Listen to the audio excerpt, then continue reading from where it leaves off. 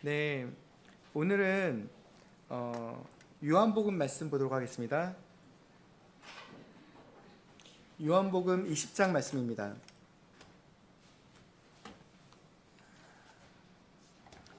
20장 19절부터 23절까지 말씀을 함께 보도록 하겠습니다.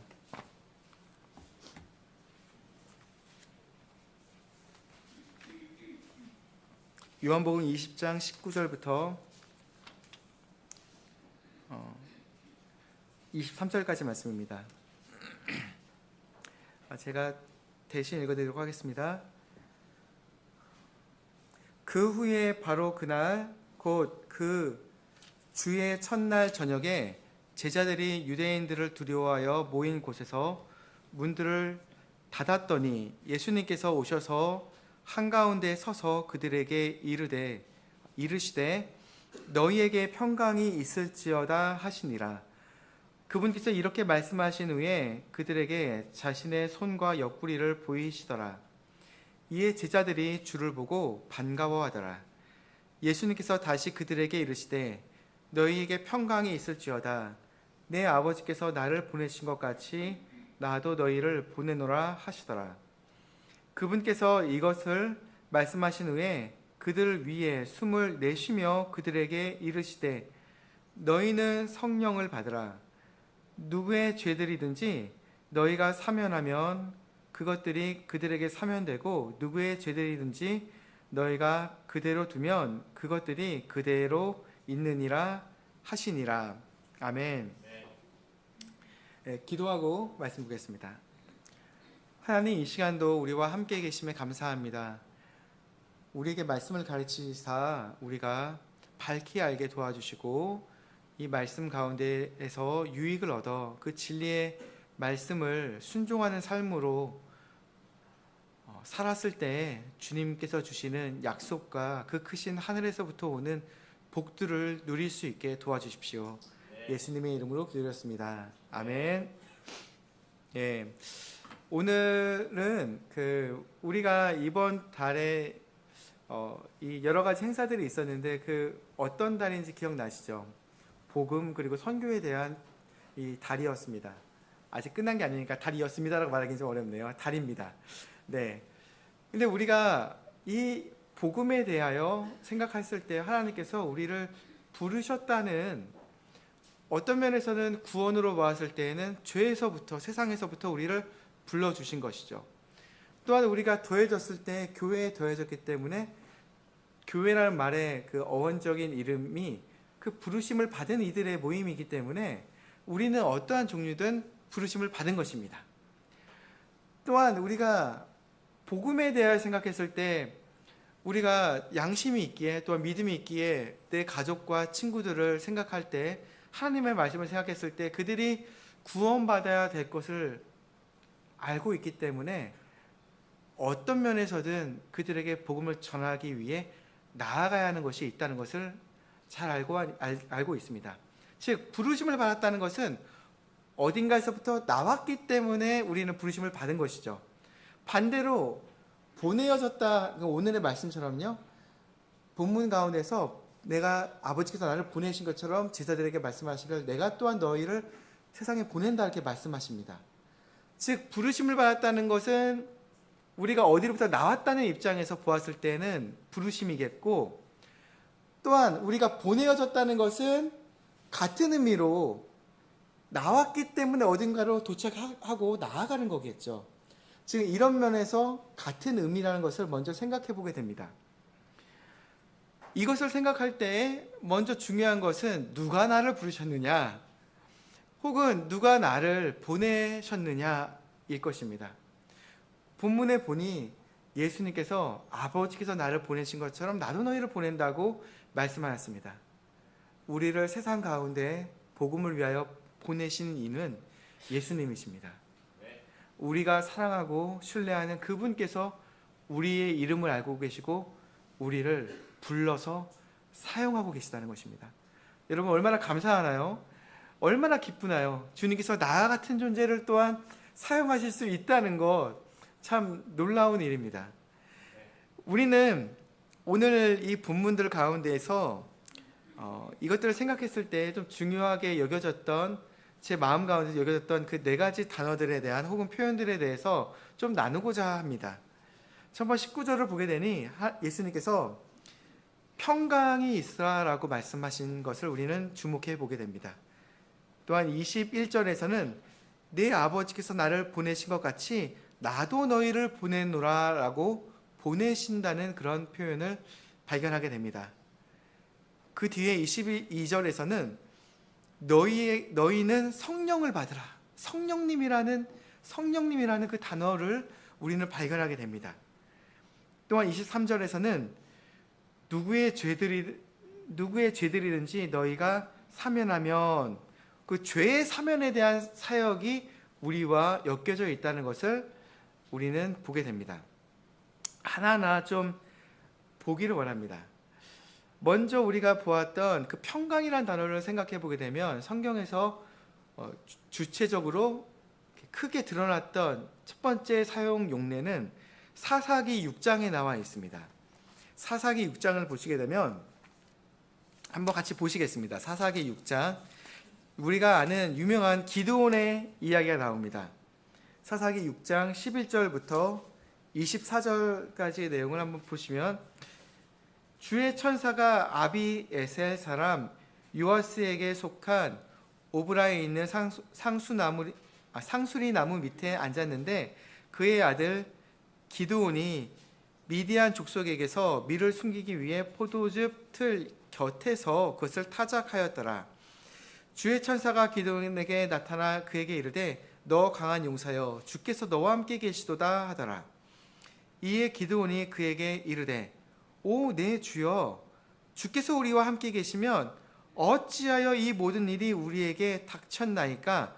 또 우리 조상들이 우리에게 말해준 그분의 모든 기적들은 어디 있나이까? 그들이 이르기를 주께서 우리를 이집트에서 데리고 올라오지 아니하였느냐 하였나이다. 그러나 이제 주께서 우리를 버리사 미디안 족속의 손에 넘겨주셨나이다 하더라. 주께서 그를 바라보시며 이르시되 너는 너의 이 힘으로 가서 이스라엘을 미디안 족속의 손에서 구원할지니라. 내가 너를 보내지 아니하였느냐 하시더라. 이에 기드온이 그분께 이르되 오 내 주여, 내가 무엇으로 이스라엘을 구원하리이까? 보소서, 나의 가족은 므낫세 안에서 가난하며 또한 나는 내 아버지 집에서 가장 작은 자니이다 하더라. 주께서 그에게 이르시되 내가 반드시 너와 함께 하리니 내가 한 사람을 치는 것 같이 미디안 족속을 치리라 하시더라. 그가 그분께 이르되 내가 이제 주 앞에서 은혜를 얻었사오면 주께서 나와 말씀하시는 표적을 내게 보이소서. 원하노니 내가 내 예물을 가지고 다시 주께로 와서 그것을 주 앞에 들기까지 이곳에서 떠나지 마소서 하더라.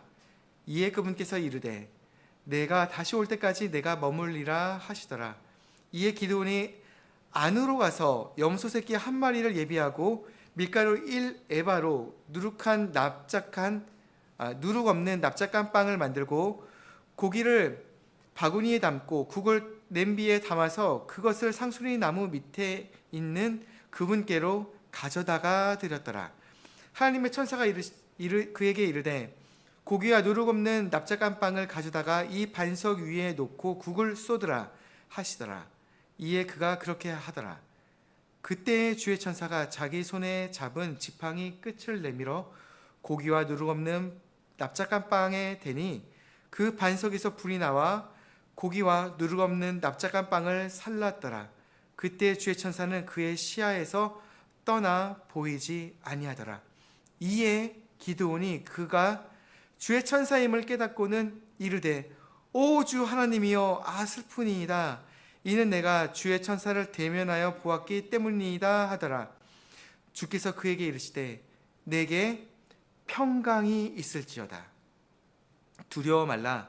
내가 죽지 아니하리라 하시더라. 조금 길지만 이 주된 내용의 스토리를 통해서 우리가 이 평강이라는 이 표현이 성경에서 첫 번째 용례로 이렇게 쓰인 것을 발견하게 됩니다. 이것은 기드온이 믿는 자죠. 하나님에 대한 그 예전에 조상들이 말해줬던 그 기적들을 알고 있고 믿고 싶은데 갈등이 있었어요. 그래서 믿으려고 하지만은 지금은 어떠나요? 이집트까지 쳤다고 하지만은 지금은 누군가에게 복속받고 고난당하고 있는 상황이었기 때문에 그는 쉽게 믿지 못했던 것 같습니다. 근데 주님의 천사가 나타나서 약속을 주고 표적을 보이신 다음에 시야에서 사라지셨습니다. 그때 그가 느꼈던 것 한 가지는 그분이 주의 천사다. 즉 주님의 천사라는 것은 하나님의 임재가 드러난 거예요. 하나님 스스로가 그분의 눈앞에 그의 눈앞에 나타나신 것과 동일한 의미였습니다. 그래서 그는 하나님을 생각했을 때 드는 첫 감정, 깨달음은 나는 죽었구나입니다. 왜냐? 하나님은 거룩한 분이시기 때문이죠. 그분의 공의로 인하여, 거룩하심으로 인하여 그분 앞에 설 죄인은 아무도 없습니다. 죄 용서함에 대한 확신이 없이는 어느 누구도 하나님의 임재 앞에서 떨을 수밖에 없습니다. 심지어 우리가 하나님의 자녀지만 그분의 공의를 생각할 때, 그분의 거룩함을 생각했을 때 드는 첫 감정은 무엇입니까? 나 같은 죄에, 내가 지은 삶에 대한 죄에 대한 것들을 주님께 토설하며 나에게 긍휼을 베푸신 그 주님을 다시 한번 믿는 마음으로 살 수 있기를 간구하는 것이야말로 우리 성도들이 느끼는 첫 감정이기도 합니다. 동일하게 하나님께서 기드온의 삶 가운데 무슨 일들을 위하여 그를 부르셨을 때에 그에게 드러내어 보여주셨던 그 임재로 인하여 기드온은 떨었습니다. 하지만 주님께서는 그에게 약속을 주시죠. 평강이 있을지어다. 너가 죽지 않는단다. 즉 여호와 샬롬, 평강을 위하여 하나님은 우리에게 나타나시며 우리 앞에 그 자신을 드러내어 주셨다는 것 자체가 하나님께로부터 우리가 큰 긍휼과 은혜를 입고 있다는 사실입니다. 하나님께서 생각해 보십시오. 긍휼 없이 우리 앞에 드러내어 주신다면, 그분의 임재를 드러내신다면 살아날 사람이 누가 있겠습니까? 하지만 우리는 예수 그리스도를 통하여 하나님의 긍휼을 얻었고 십자가의 사역을 통하여 하나님과 우리를 막아섰던 그 휘장이 찢어짐으로 예수님께서는 우리가 하나님 아버지께로 나아갈 그 길을 여셨습니다. 그래서 이제는 우리가 아바 아버지라 하나님을 부르며 기도할 때 당당히 나아가 그 시온자 긍휼의 자리로 예수 그리스도의 보혈을 신뢰하는 마음으로 나아갈 수 있다는 것입니다. 첫 번째, 우리의 부르심은 평강 가운데에서 이루어졌다는 것을 우리는 생각해 볼 수 있다는 것입니다. 내가 받은 구원, 십자가에서 예수님이 어떠한 사랑을 보이셨던가, 아버지께서 자신의 아들을 죽이면서까지도 나를 향한 그 사랑을 베푸셨는데 우리는 그 사랑을 누리며 살고 있는 하나님의 아들들입니다. 우리의 구원은 죄인을 향한 그 크신 긍휼, 평강 가운데서 이루어진 것입니다. 우리는 이 사실에 대해서 에베소서 1장 말씀을 통해 조금 더 한번 살펴보기 원합니다. 1장 3절부터 14절까지 내용을 읽어보시면, 하나님 곧 우리 주 예수 그리스도의 아버지를 찬송하리로다. 그분께서 그리스도 안에서 하늘의 처소들에 있는 모든 영적인 복으로 우리에게 복을 주셨으니 곧 이 세상의 기초를 놓기 전에 그분 안에서 우리를 택하신 대로 우리가 사랑 안에서 그분 앞에 거룩하고 흠없게 하시려는 것이라. 또 그분의 뜻에 선하신 기쁨에 따라 우리를 예정하사 예수 그리스도에 의해 그분 앞에 자기 자녀들로 입양하신 것은 그분의 은혜의 영광을 찬양하게 하려는 것으로서 그 은혜 안에서 그분께서 우리를 그 사랑하시는 자 안에서 받아주셨도다. 그 사랑하시는 자 안에서 우리가 그분의 은혜의 부유함에 따라 그분의 피를 통해 구속 곧 죄들의 용서를 받았고, 그 은혜 안에서 그분께서 우리에게 모든 지혜와 분별을 넘치게 하사 자신 안에서 목적하신 그분의 선하신 기쁨에 따라 자신의 뜻의 신비를 우리에게 알려주셨으니, 그것은 충만한 때의 경륜 안에서 친히 모든 것 곧 하늘에 있는 것들과 땅에 있는 것들을 그리스도 안에서 곧 그분 안에서 다 함께 하나로 모으려 하심이라. 그분 안에서 또한 우리가 상속 유업을 얻은 것은 그분 자신이 뜻하신 계획대로 모든 것을 이루시는 그분의 목적에 따라 예정된 것으로서, 그것은 그리스도를 먼저 신뢰한 우리가 그분의 영광의 찬양이 되게 하려 하심이라. 여기까지 읽겠습니다. 예, 성도 여러분, 우리가 이 말씀들을 에베소서 1장 3절부터 14절까지의 말씀을 읽어보니 두 가지를 다시 한번 기억해 보게 됩니다. 우리가 얻은 그 사랑은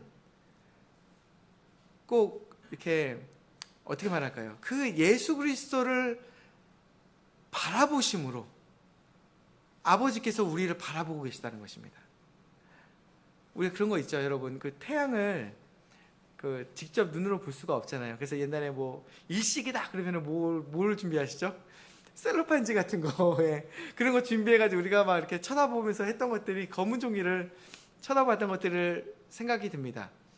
반대로 거룩하신 그 하나님께서 우리를 직접적으로 우리 죄된 우리의 모습만 바라본다면 살아남을 자가 아무도 없을 것입니다. 하지만 예수 그리스도 안에서 우리를 발견하시기 때문에 우리를 그 사랑하시는 자 안에서 바라보듯이 우리를 사랑하는 모습으로 바라보고 계시다는 것입니다. 얼마나 이게 기쁨이 되며 아멘이 됩니까? 우리가 비록 삶을 살 때 가끔은 성취되는 것이 잘 없고 이룬 것도 별로 없으며 나의 삶은 돈도 별로 없고 지혜도 없는 것 같으며 애들의 성적은 잘 오르는 것 같지도 않고, 혹은 하는 거 없이 나는 나이만 들고 있구나 라고 여기신다 하더라도 이 시간 다시 한번 기억해 보실 것은 예수님 안에 있는 여러분을 사랑스러운 모습으로 하나님께서 바라보고 계시다는 것입니다. 그 사랑하시는 자 안에서 우리를 바라보고 있다고 오늘의 본문 이 내용이 말하고 있기 때문입니다. 또한 이 목적이 무엇이라고 말합니까? 아까 전에 11절, 12절에서 이어지는 12절까지 내용을 보게 되면은 그것을 12절을 보시면은 그것은 그리스도를 먼저 신뢰한 우리가 그분의 영광의 찬양이 되게 하려 하심이라라고 말합니다. 여러분, 우리의 창조 목적 또한 특히 예수 그리스도 안에서 먼저 구원받은 이유가 뭐라 하십니까? 하나님께 찬양, 즉 경배를 돌리는 삶을 살게 하시려고 우리를 만드셨다 말씀하십니다. 재창조하신 그 목적은 우리를 창조하시고 새롭게 변화시켜서 그와 같은 능력을 주시려고 살게 해주셨다는 것입니다. 이 찬양은 단순하게 하나님께 목소리를 높여 찬양하는 것만을 포함할 것 같지는 않습니다. 우리가 잘 아는 바와 같이 참된 찬양은 우리의 삶 가운데에 하나님께 영광을 돌리는 것입니다. 목소리만 높여서 부르는 것이 경배가 아닙니다. 제가 어렸을 때 장로교를 다녔을 때요, 오해했던 게 있었어요. 복음하면 알았던 게 복음성가가 복음인 줄 알았습니다. 제가 어렸을 때 구원받기는 했지만 한참 장로교 다녔을 때는 복음하면은 의미는 알지만 단어와 매치가 잘 안 됐었어요.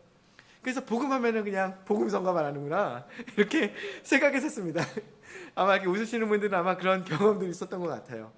그래서 나중에 이런 단어들에 대한 의미들을 좀 더 생각해 봤을 때 다시 한번 생각했던 것이, 경배나 찬양의 의미는 사실 우리의 혼이 영이 살아서 하나님의 자녀로서 하나님의 계획 가운데 주님께서 바라시는 일들에 우리에게 주신 그 은혜를 돌려드리는 그 과정이 경배요 찬양이라는 것입니다. 받은 은혜를 돌려드리는 것. 사실 우리가 돌려드린다 해서 하나님께서 받으실, 새롭게 부족한 것이 받으시는 것일까요? 그렇지는 않으시죠. 하나님은 그 거룩함 가운데에서 홀로 영광 받으시는 분이기 때문에 우리가 새롭게 주님 없으시죠? 제가 드립니다 라고 드리는 것이 아닙니다. 사실 우리가 드리는 경배는 피조물로서 새롭게 다시 창조가 되어 하나님의 자녀된 이 자녀들이 그 바라시는 그 뜻들 안에서 하나님께서 원하시는 그 뜻들로 인하여 주시는 은혜로 인하여 감사함으로 계속 돌려드리는 우리의 삶 자체가 경배요 찬양이기도 합니다. 이런 것들을 생각했을 때 우리는 우리가 받은 그 구원에 대해서 감사할 수밖에 없습니다. 또한 이것으로 인하여 영혼들을 품을 수밖에 없습니다. 우리가 사랑하는 이들을 생각하며 기도할 수밖에 없습니다. 이것은 우리 마음 가운데 이미 피 흘림을 통하여 하나님께서 주신 마음이 있기 때문입니다. 세상 어디에 그리스도의 마음이 있겠습니까? 하지만 그 그리스도의 마음을 우리의 마음 가운데 이미 주셨다라고 성경은 말하고 있습니다. 이미 은혜 받은 우리가 하나님께 찬양이 되기 위하여 우리를 창조하셨음을, 재창조하셨음을 우리는 믿어야 할 것입니다. 이 부르심 가운데 우리는 평안을 누리며 그리스도 안에서 이루어진 그 경배의 삶을 우리는 살고 있습니다. 이 부르심들을 생각했을 때 두 번째 것은 우리가 어떠한 방향성을 가지고 부르심을 받았다는 것입니다. 여러분, 하나님께서 우리를 부르셨어요. 근데 무엇을 위해 부르셨는지 모른다면 참으로 난감합니다. 그렇죠? 제가 며칠 전에 이런 것들을 생각했어요. 성경 사역을 할 때는 한참 달려갔습니다. 정말 우리 함께 정말 막 이렇게 달려가도 힘든 줄은 모르며 달려갔는데 뭔가 이렇게 성취가 된 다음에는 약간의 느슨함이 제 삶 가운데 있었던 것 같았습니다. 물론 그렇다고 해서 막 넘어지거나 그런 건 아닌데 뭔가 무엇을 해야 될지를 잘 모르니까 무엇부터 어디부터 해야 되죠? 그런 마음이 좀 들었어요. 그랬을 때 제가 좀 주님께 다시 한번 기도하게 됐어요. 그 이유는 내가 왜 기도하지 않고 있지? 라는 생각이 든 거예요. 여러분, 무엇부터 해야 될지 모르신다면 주님께 기도하십시오. 주님, 무엇부터 해야 되죠? 그리고 언제부터 해야 될지를 모르신다면 기도하시기 바랍니다. 언제부터 해야 되죠? 주님이 그것 또한 가르쳐 줄 수 있는 분이십니다. 우리가 신뢰하는 주님은 우리와 호흡하며 함께 동행하시는 분이시기 때문이죠. 주님께 모든 상황 가운데 여쭤보고 의뢰하기를 주님은 원하십니다. 우리의 명철을 의지하지 않고 주님을 항상 신뢰하기를 주님은 바라시기 때문입니다. 이와 같은 평안 가운데 우리가 주님께 계속 간구했을 때, 근데 제가 이렇게 말하는 이유는, 또 간구하는 이유는 제가 하게 됐던 이유가 어디부터 해야 될지 몰랐었어요. 근데 기도할 때 주님께서 마음 가운데 주신 게 있었어요. 그래서 큰 게 아닙니다. 막 기도 먼저 하렴, 말씀 먼저 읽으렴, 혹은 제 가운데 이거 너 예전에 하길 원하지 않았었니? 이런 것들을 기억나게 해주셨어요. 생각해보니까 눈이 번쩍 띄었습니다. 그래서 그 이후에는 좀 더 마음 가운데 좀 열심을 내며 좀 이렇게 달릴 수 있는 그런 마음을 주시더라고요.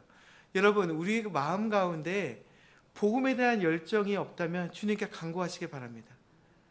어느 영혼을 품고 기도해야 할지를 모른다면, 그와 같은 마음이 부족하다면 우리가 주님께 간구하여 하시길 바랍니다. 하나님께서 반드시 마음을 주실 것입니다. 어디부터 시작하며 언제부터 그 영혼에게 나아가 말하며 그와 같은 것들 모든 순간 가운데 주님을 신뢰하며 여쭤보시기 바랍니다. 주님의 부르심은 분명 방향성이 있고 성취가 있다는 것을 말하려고 이처럼 말씀드리는 것입니다. 주님이 불러주셨다는 것은 나아간다는 것입니다. 주님은 화살을 쏘듯이 우리의 사역 가운데 바라시는 것들이, 목적하신 것들이 분명히 있다는 것입니다. 우리가 그것들을 여쭤볼 수가 있습니다. 또한 우리가 큰 범위 안에서는 이 사역들이 복음의 사역이며 선교의 사역이며 하나님께서 품기를 원하시는 영혼들을 품는 사역이라는 것을 우리는 잘 알고 있습니다. 이 같은 일들을 우리는 생각해 봐야만 합니다. 하나님은 반드시 바라시는 일들을 말씀 가운데에서 말씀하시는 분이십니다. 이사야서 55장 8절부터 11절 말씀을 보시면 우리가 잘 아는 말씀입니다. 이는 내 생각들은 너희 생각들이 아니요 너희 길들은 내 길들이 아니기 때문이라 주가 말하노라. 이는 하늘들이 땅보다 높음 같이 내 길들도 너희 길들보다 높고 내 생각들은 너희 생각들보다 높기 때문이라. 이는 비와 눈이 하늘에서 내려와 그곳으로 돌아가지 아니하고 땅을 적셔서 우미 돋아 싹이 나게 하며 씨 뿌리는 자에게 씨를 주고 먹는 자에게 빵을 주는 것 같이 내 입에서 나가는 내 말도 그리하여 그것이 헛되이 내게로 되돌아오지 아니하고 내가 기뻐하는 것을 성취하며 또 내가 그것을 보내어 이루게 하려는 일에서 형통할 것이기 때문이라. 아멘. 형제자매님들, 이 말씀을 믿으시기 바랍니다. 하나님께서는 말씀하신 그 말씀들을 반드시 성취하신다 말합니다. 또한 10절을 보시게 되면 하늘에서 내려오는 그 빗줄기가 땅을 적셨던 이유가 무엇이냐라고 말씀하십니다. 또한 싹이 터서 우미 트고 자라나서 열매를 맺는 그 섭리가 무엇이냐라고 설명하십니다. 또한 그것을 위해 그 때가 되었을 때 씨를 주시고 먹는 자에게 빵을 주시는 것 같이, 그렇잖아요. 씨를 뿌리는 것, 그것을 위해 여러분 씨를 생각해 보십시오. 우리에게 복음의 말씀을 주셨습니다. 그것을 뿌리도록 우리에게 그 복음의 말씀을 주신 이유가 뭐냐라고 말씀하십니다.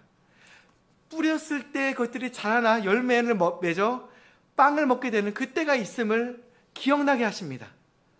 그 이유가 뭐냐 말합니다. 그 이유는 11절에서 하나님께서 말씀하신 그 말씀은 반드시 성취되시기 때문이라고 설명하고 계십니다.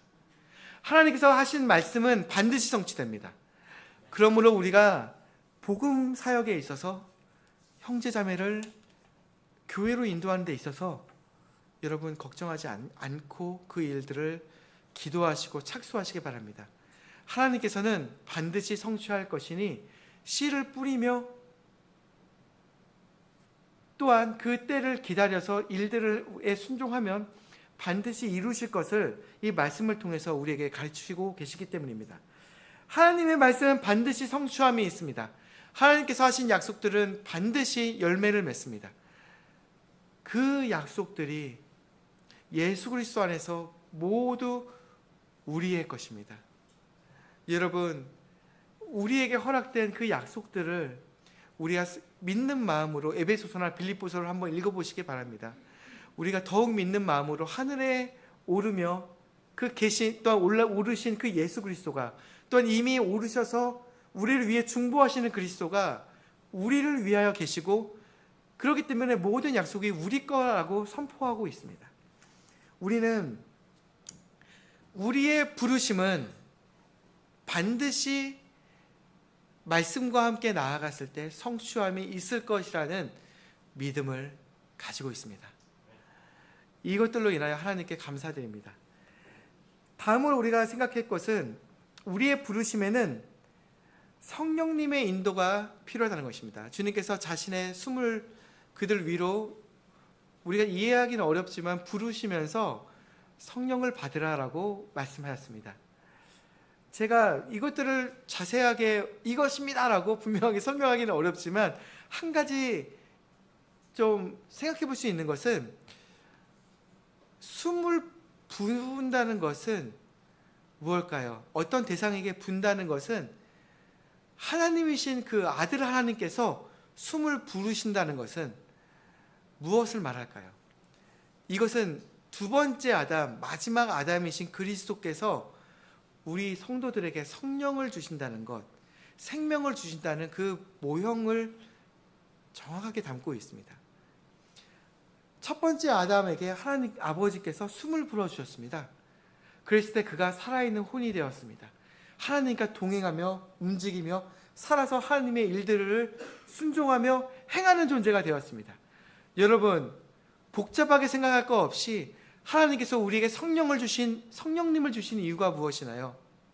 우리의 연약함을 잘 아시기 때문에 우리의 그 연약하여 못하는 그 일들에 있어서 도우시고 반드시 하나님의 그 사역들을 성취하며 우리의 삶 가운데 영광 받으시려고 하나님께서 성령님을 주셨다는 것입니다.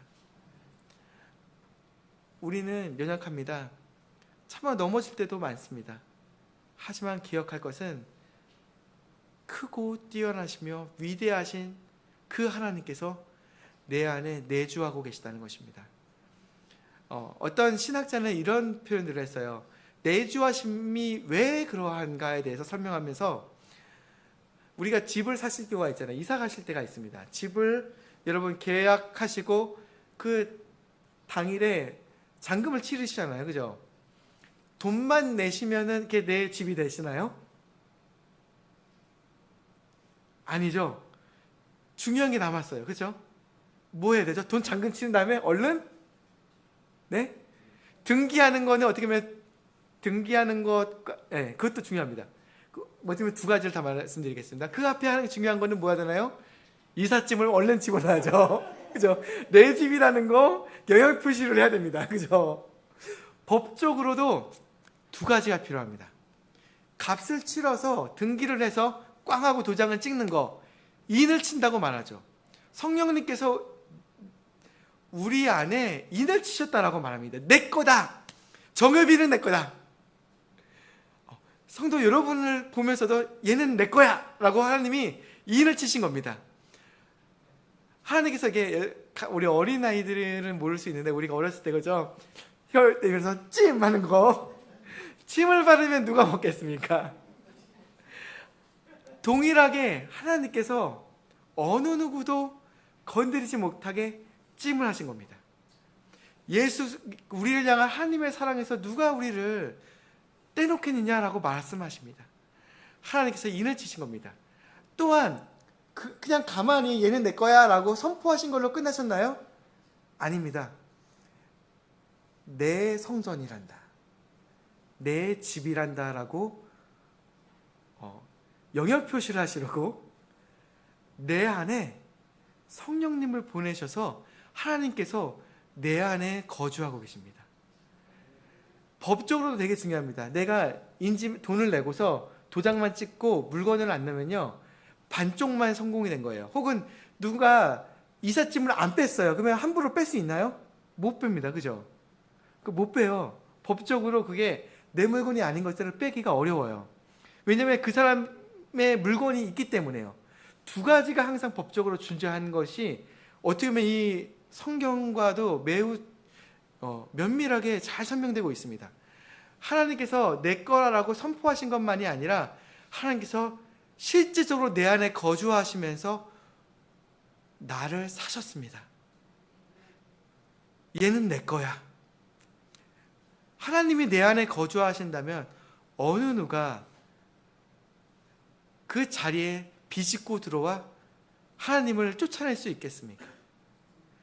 분명한 건 하나는 우리를 위해 흘리신 그 그리스도의 보혈은 위대하고 엄청난 가치를 가지고 있다는 것입니다. 즉 하나님 아버지이신 분이 말씀이신 그 예수 그리스도 아들 하나님의 모습으로 이 땅에 내려오셔서 하나님께서 그 피값을 흘리셨다는 것은 하나님의 그 보혈의 가치, 하나님의 온 생명의 가치를 다하여 우리를 위하여 대가를 치르시고 우리를 자신의 것으로 사셨다는 것입니다. 또한 그것만으로 끝난 것이 아니라 그 내 거로 사셨기 때문에, 자신의 생명을 다하여 나를 샀기 때문에, 그잖아요 여러분. 내가 예를 들어서 5천만 원이니 1억이 있어서 좋은 집을 샀어요. 내가 전세만 전전하다가 좋은 집을 하나님이 주셨어요. 그래서 내가 있는 온 돈을 다 투자해서 그 집에 들어갔습니다. 근데 누가 말하기를 그거 당신 집 아니에요, 물러 이렇게 말한다면 여러분 그걸 납득할 수 있을까요? 아니죠. 내가 온 돈을 다하여 내 모든 것을 다하여 이 집을 샀는데 당신은 뭐라고 말하는 겁니까? 이 집은 내 겁니다 라고 말할 것입니다. 동일하게 우리의 구원에 대해 생각할 때 예수 그리스도께서 하나님의 사랑을 통하여 하나님의 그 모든 생명을 다하여 피를 흘려 우리를 사셨다고 말씀하십니다. 단순하게 육체를 입어 사람이 피를 흘린 것이 아닙니다. 하나님이 자신의 모든 것을 다하여 우리를 사신 것입니다. 그러니 우리는 하나님의 전우로서 성령님과 함께 걷고 있고 내주하시는 성령님을 의지하여 매일 하루하루 살고 있다는 것입니다. 어떠한 시험거리 안에서도 어떠한 어려움 가운데서 우리를 건지실 이가 있으십니다. 그래서 능력 많으신 하나님이십니다. 그 하나님께서 내 안에 계십니다. 모든 순간 가운데 주님을 의탁하시며 주님을 신뢰하시고 모든 어려움 가운데서 주님을 신뢰하시기 바랍니다. 주님은 우리의 신뢰를 받으실 만한 그와 같은 하나님이십니다.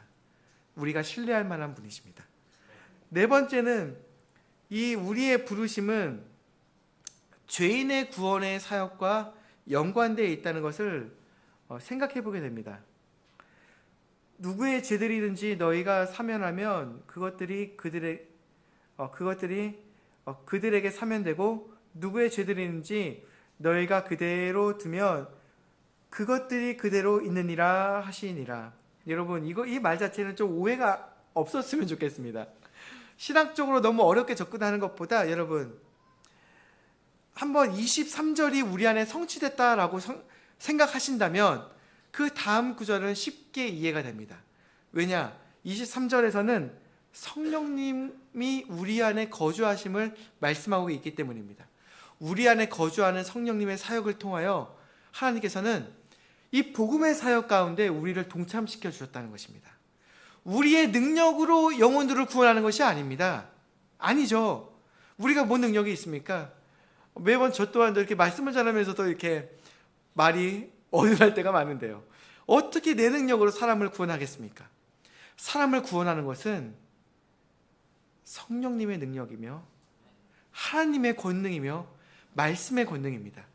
이 일들을 위하여 하나님께서 누구를 사용하고 계시나요? 우리를 사용하고 계십니다.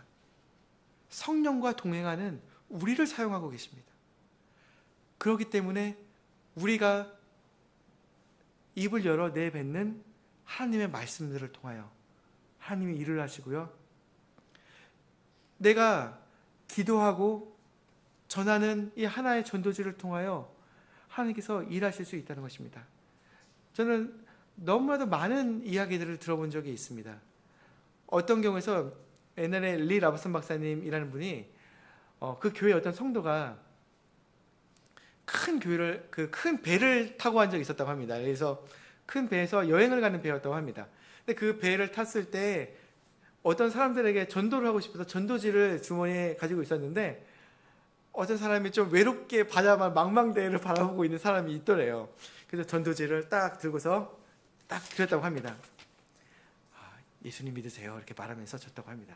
그러니까 그 사람이 딱 보더니 바로 이렇게 찢어서 확 바다 가운데 날렸다고 합니다.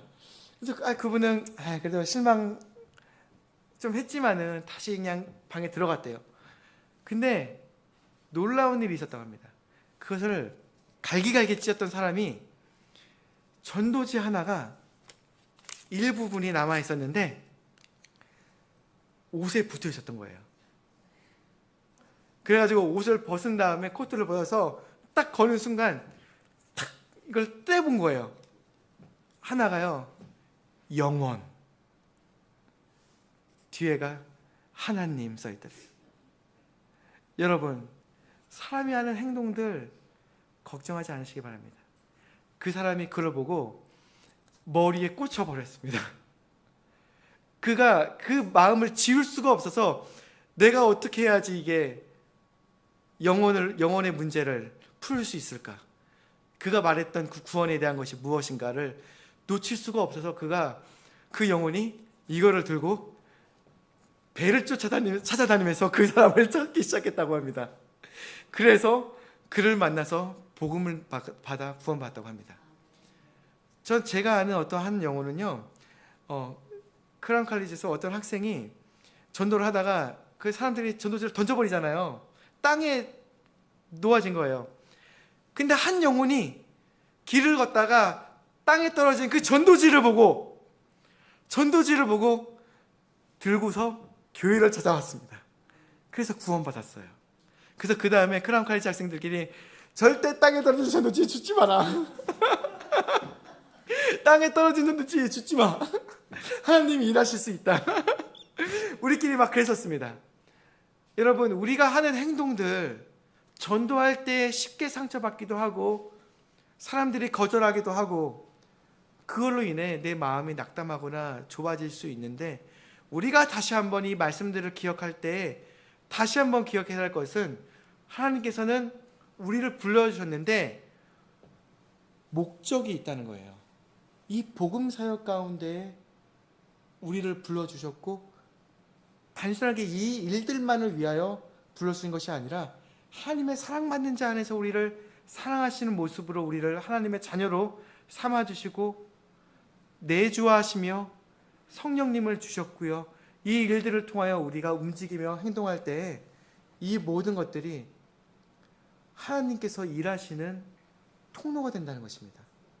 옛날에 주의 천사가 하나님의 이름으로 나타났을 때 많은 예언자들과 또한 진짜 하나님의 천사들이 사람들 앞에서 외쳤던 그 말씀들로 인하여 그 많은 사람들은 어떻게 여겼나요? 하나님의 임재로 여겼습니다. 그 순간들을요. 그죠? 예언자들이 전하는 그 하나님의 말씀의 권능이 있기 때문에 말씀으로 인하여 하나님의 임재로 여겼습니다. 그래서 하나님 앞에서 두려워하는 마음을 가졌습니다. 또한 주의 천사가 하나님의 이름으로 나타나 기드온에게 하나님의 말씀을 전했을 때 기드온이 느꼈던 첫 감정은 두려움이었습니다. 그 이유는 하나님께서 함께 하시고 그분의 임재 가운데 말씀이 전해지기 때문에, 그 말씀은 하나님이시잖아요. 예수님도 하나님의 말씀이라 불리지 않으셨나요? 말씀이 육신이 되어 우리 가운데 오신 분이지 않습니까? 또한 이 말씀이 하나님이시기도 하지 않습니까? 우리는 그와 같은 것들을 통해 다시 기억하는 것은, 하나님께서는 내가 전하는 하나님의 말씀, 내가 전하는 전도지도, 그것들을 항상 사용하고 계시다는 것입니다. 우리는 그분을 항상 신뢰하며 그분과 동행하며 그분의 온전한 통로로서 하나님께서 나를 사용하고 계심을 우리는 믿어야 할 것입니다. 하나님께서는 좀 특별하신 것 같아요. 내가 온전하게 서 있는 것처럼 여기실 때만 나와 함께 하고 계시나요? 아니죠. 내 마음이 낙담되고 슬퍼하고 주님께 조금 거리가 있는 것처럼 죄로 인해 넘어졌을 때에도, 내가 연약함을 느꼈을 때에도 나와 함께 하고 계십니다. 나와 함께 항상 하시는 그 하나님께서 나를 사용하고 계시다는 것을 우리는 기억하시길 바라고, 우리가 앞으로 참으로 이 11월의 마지막 며칠들을, 또한 이 12월에 이어지는 그 모든 행사들의 그 순간들 가운데에서 하나님께서 일하여 주시기를 항상 더욱 간절히 간구했으면 좋겠습니다. 단순하게 행사로만 끝나는 것이 아니라 내가 내 마음 가운데 혹은 내 귓가에 들려와서 내 안에 들어오는 것으로 만족할 것이 아니라, 내가 들어왔으니 그 말씀이 내 것이 되어서 밖으로 나아갈 것, 성취될 것, 그 말씀이 성취될 것을 우리가 사모했으면 좋겠습니다. 여러분, 우리 함께 기도하는 시간 형제자매님들 함께 가졌으면 좋겠습니다. 하나님께 간구하는 마음으로 우리 특별하게 우리 12월에 있을 행사들과 그 행사들 가운데에서 우리가 영혼들을 품고 다시 한번 그 영혼들을 더욱 사랑하는 마음으로 하나님께 간구하는 그 시간 되었으면 좋겠습니다. 함께 기도하는 시간 가지고 마치도록 하겠습니다.